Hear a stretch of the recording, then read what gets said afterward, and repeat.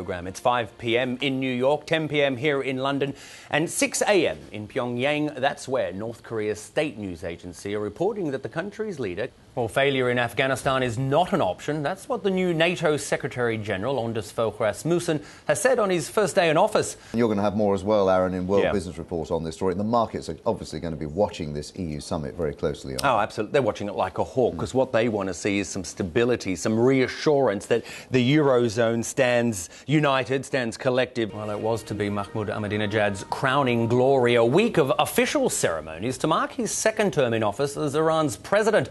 But two previous presidents stayed away, and the Islamic Republic is certainly mired in its worst crisis since its foundation 30 years ago. This report by John Line. Who's going to pay for it? The costs. Some saying the cost will simply be transferred to businesses, and many worry about small businesses being hit. OK, so that's the plan. So why is it at the moment only helping a fraction of these struggling homeowners?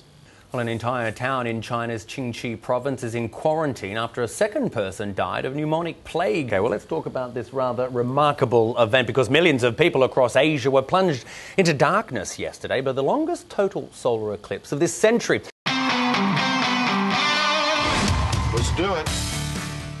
Our international correspondent, Aaron Heslehurst, had a conversation with the man Annette believes is her true love. Take a look. There's a lady in the United States called Annette who's fallen in love with this photo. Aaron, how did he feel about having his identity stolen and used to victimize this delightful woman, Annette? Just like the previous model, Michael, I believe his name was, he was angry, really. I mean, he jokes about being flattered that this old photograph of his was being used, but no, deep down he said he was really angry, not just that the photo was used to extract money from a person, Annette, but also that it was, more importantly, it was used to break her heart.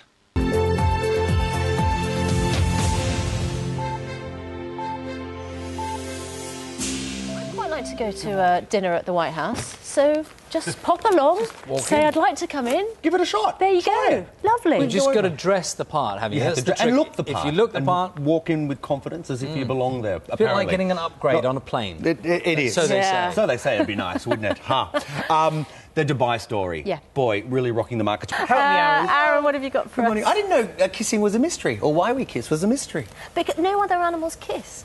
But it's fun! They're missing out! They're missing out! Good morning. Yesterday we had the Lloyds results, another big bank, another big loss. Unfortunately, Lloyds saying it lost £4 billion. If you think you've got a louder snorer than Jenny Chapman, get in touch with us this morning. Morning, Aaron. Good morning. You'd want to end up doing that, God love her. Have you ever shopped at Harrods? Aaron is out and about and... listening, presumably with interest, to Carol there, because it's raining where you are, isn't it? What are you up to, Aaron? I want some of that sunshine she was mentioning. We could use it. Right, well, Andrew Scott, thanks very much for joining us. We've found a family. They're newcomers to the scene. We're going to race over here if you can. Sorry, Mandy, my camera lady, she's running after me, but we're going to find... Do you know another little fact that I've learnt? That there are more nights spent in caravans in the UK than in hotels in a year. So let me throw this down. Come up to the Firth family. Good morning again. How are you? Sorry to intrude. Morning, Bradley. This is the Firth family, ladies and gentlemen. You know, we were talking about this boom in caravans at the moment. Last year, you were holidaying in the Eurozone. You're in Greece. Here we are sitting in a caravan. Guys, thanks very much. You're real troopers. Thanks very much for joining us. That's it. I'm going to have a little tour of the caravan, and I'll see you next hour with more news and more, certainly, caravan news from Bury, here just outside of Manchester. You just make yourself at home there. Look at you. Are you ordering a cup of tea? Oh, we'll get that in a minute. They said I'm ordering a cup of tea. Coffee, please. Thank you very much. Aaron has got some advice on how to complain. Because it makes some of us feel quite awkward. No, that's right. And, far be it from me to say, but apparently Brits just aren't good at complaining. They want to complain, but they're not. We're good at moaning, but not moaning. Moaning's good, but we'll see if we can get you some tips there. Good morning again. Now, if you've ever felt that trying to get a business to listen to you when things go wrong is a thankless task, then I tell you what, you're certainly not alone. OK, so a bit of a mixed picture there. Lynn Foldswoods is a former Watchdog presenter and consumer champion, and she joins us now. Lynn, great to see you. Thank you. Complaining. Why do we find it so stressful? OK, let's try to make some sense of all this. Sarah Hewen is a senior economist at Standard Chartered Bank and joins us. Sarah, always good to see you. And around 80,000 visitors are expecting to see and hear from some of the biggest names in literature. And today, Aaron's there for us too. Hi, Aaron.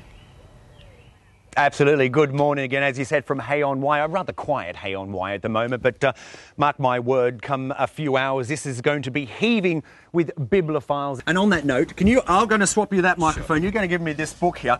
I got Darren to bring out this book. It is stunning. 1640, this book, and it's all about herbs and plants and all that, right? Yep.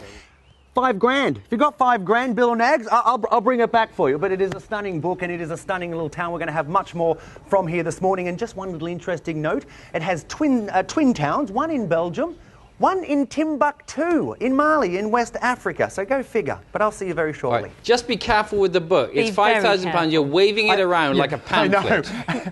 Give it back. Put the book down. I'm waving it around. Look at him. Yeah. It's very precious. Gloves on, gloves on. Stick with the microphone. Thanks, Aaron. Hello, everybody. I'm Aaron Heslehurst. Welcome to the programme. Of course, it's always great to have you with us. Let's go and take a look at the headlines. Now it is time for our newspaper review. Aaron and I are looking at the stories making headlines in Britain and around the world. Yeah, and here's one to make you all green with envy, continuing to look at the wealthy Nigel Page and his partner, Justine Laycock, can now consider themselves loaded, to say the least. The pair have gone public on their Euro Millions lottery win, and the tale of that 56 million, I'll say it again, 56 million and 20 pence win is in all of the major dailies here in the United Kingdom. Don't forget the 20 pence. Mind you, of course, 56 million is nothing compared to Russian oligarchs. Well, that is true. Well, to discuss all that, Aaron and I are joined by David Jones from IG Index. I mean, we're embarrassed by this story, I have to say. I interviewed the lady. Speaking as an Australian immigrant. I interviewed the lady in 1997, but I'm wondering if she will sign up for the BNP party.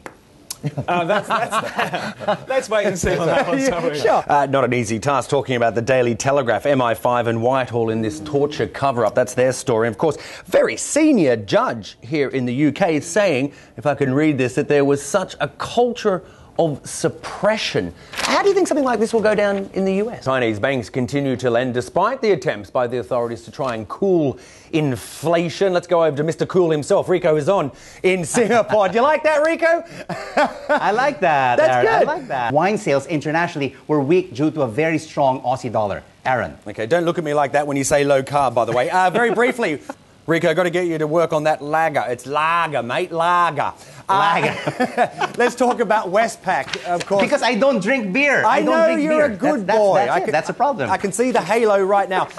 And finally, to Japan, where a group of women have come up with certainly an unusual way to spread the message to go green. Dubbed the lettuce ladies, there they are, the environmental campaigners, stripped off to, yep, you guessed it, there it is, just raw lettuce leaves and paraded through the streets of Tokyo.